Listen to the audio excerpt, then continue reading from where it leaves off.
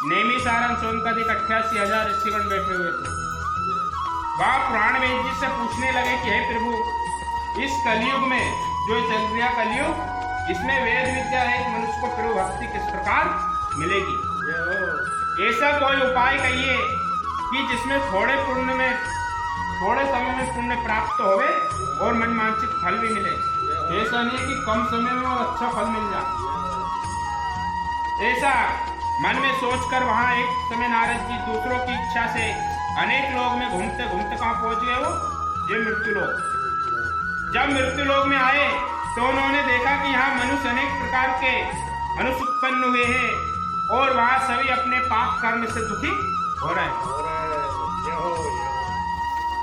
इस प्रकार विनती सुनकर विष्णु लोक को गए और वहां जाकर देखा कि सभी 4 भुजा वाले देवों के नारायण, जिनके हाथों में शंख चक्र गदा और गले में वरमाला पहनी हुई, और वहां पर जाकर स्तुति करने लगे कि हे भगवान, आप अति से संपन्न है, मन तथा वाणी आपको नहीं पा सकती। आपका आदि है, न मध्यम है, न अंत है, न निर्गुण है, एवं संपूर्ण सृष्टि के दाता, भक्तों के दुखों को नष्ट करने वाले मेरा आपको नमस्कार। ऐसा कहकर भगवान ने कहा कि हे नारद, आपका किस काम के लिए आगमन हुआ है, माने संकोच कहिए। नारद जी ने कहा कि भगवान मैं मृत्यु लोक में गया, वहां जाकर देखा कि अनेक प्रकार के मनुष्य उत्पन्न हुए और सभी अपने पाप कर्म से दुखी हो रहे हैं। कोई मन से दुखी हो रहा है, कोई तन से दुखी हो रहा है और कोई धन से। वहां सब तेरा मेरा कर रहे हैं। तो भगवान ने कहा कि नारद, तुमने मनुष्य की भलाई के लिए बहुत अच्छी बात पूछी। एक उपाय बतलाता मनुष्य के लिए कि सत्यनारायण भगवान की व्रत करने से उसके सब दुख दूर हो जाएंगे। भगवान से कहा, नारद ने कहा कि हे भगवान, वो कौन सी तिथि है, कौन सा वार है और किस दिन यहाँ भगवान का व्रत करना चाहिए? भगवान ने कहा कि कोई सी तिथि हो, कोई सा वार, जिसमें संकोच दोष नहीं, करा धरा सब निष्फल है, मन में श्रद्धा भाव नहीं। हे नारद, भगवान सत्यनारायण का एक व्रत कथा ऐसी है कि इसकी ना तो कोई तिथि होती है, ना कोई समय होता है और ना कोई उसका वार होता है। ऐसा नहीं है कि अपने को खाली वैशाख में कथा करवानी है। मन पड़े जब भगवान सत्यनारायण की कथा करवाओ। और उसमें सामग्री क्या चाहिए?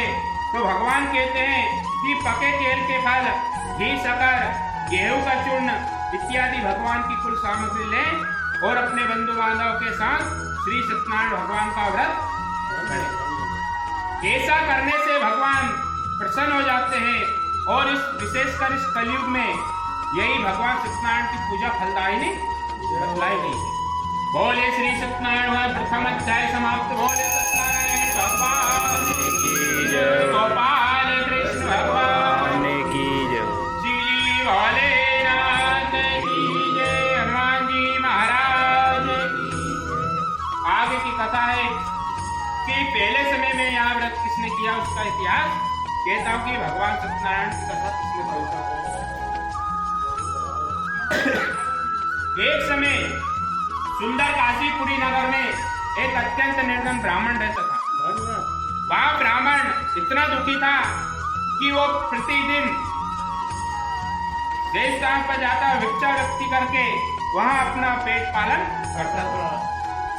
अब भगवान ने मन में सोचा कि ये ब्राह्मण इतना दुखी, जब ब्राह्मण ही दुखी रहेगा तो भगवान भी सुखी नहीं रहेंगे, क्योंकि भगवान को उसके पास जाना ही पड़ेगा। और भगवान ने एक बूढ़े साधु का रूप धारण किया और उसके पास जाकर खड़े हो गए और कहा कि हे ब्राह्मण, आप इतने नित्य दुखी हो, इस पृथ्वी पर क्यों घूमते हो, इसका क्या कारण है? ब्राह्मण ने कहा कि मैं एक बहुत निर्धन ब्राह्मण हूँ और गरीब ब्राह्मण हूँ। इस पृथ्वी पर मैं काहे के निकलता हूँ? भिक्षावृत्ति करने के लिए। मैं पूरे गांव में चक्कर लगाता हूँ, लेकिन फिर भी मुझे पाव भर आटा मिलता है।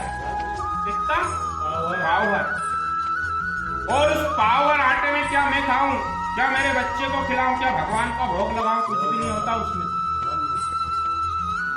तो भगवान ने कहा कि हे ब्राह्मण, तुझे मैं एक उपाय बतलाता हूँ कि सत्यनारायण भगवान का व्रत करने से तेरी ये गरीबी दूर हो जाएगी।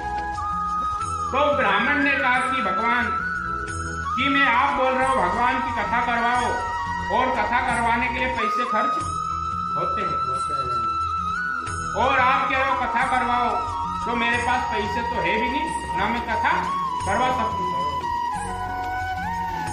ऐसा कहकर भगवान थोड़ी दूर गए और अंतर ध्यान हो गया। फिर ब्राह्मण ने देखा कि ये ब्राह्मण अभी थोड़ी दूर गया, ये ज्ञान का आलोक हो गया, तो जो ब्राह्मण ने मुझे बतलाया है मैं उसको तो करूंगा। रात भर नींद नहीं आई, रात भर यही सोचता रहा कि कब सुबह हो जाए और कब मैं भिक्षा के लिए चल। प्रातः काल हुआ, नहा धोकर भगवान का पूजन पाठ कर लिया और खड़िया कंधे पर रखकर भगवान से प्रार्थना करने लग गया कि हे भगवान, भिक्षा व्यक्ति करके जो भी धन मिलेगा मैं उसी से आपका उत्तम व्रत करूंगा। या मन में संकल्प कर लिया और वहां भिक्षा के लिए चल दिया। अब वो जैसे भिक्षा के लिए गया, ब्राह्मण ने खाली एक घर आवाज लगाई और जिसमें 10 घर से सीधे तैयार हो गए। कोई कहता है ब्राह्मण देवता हमारे यहाँ से ले जाना, कोई कहता है कि पंडित जी हमारे यहाँ से ले जाना। और भगवान की ऐसी कृपा हुई, जहाँ पर कृपा राम की होई, वहाँ पर कृपा करे सब कोई। भगवान की जब कृपा होती है तो उसके खड़िए के मुंह दोनों लबालब अति प्रसन्न हुआ। प्रसन्न होने के बाद वो सामान बेचकर भगवान की सामग्री खरीद।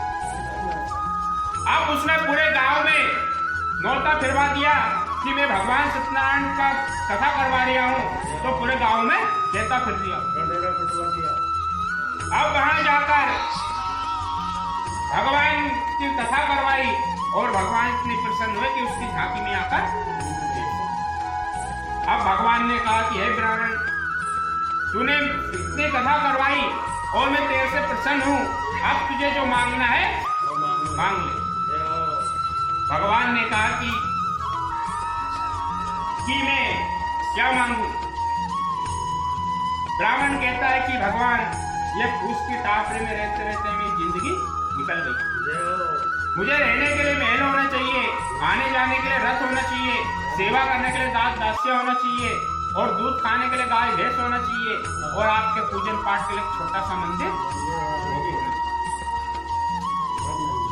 भगवान अपनी इच्छा अनुसार वर दिया और अंतर ध्यान हो गया।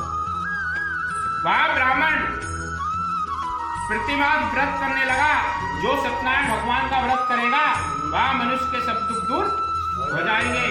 आगे भी जो पृथ्वी पर सत्यनारायण भगवान का व्रत करेगा वह मनुष्य के सब कष्ट दूर हो जाएंगे। इस तरह नारद का व्रत मैंने तुमसे कहा, हे विप्र क्या कहूं।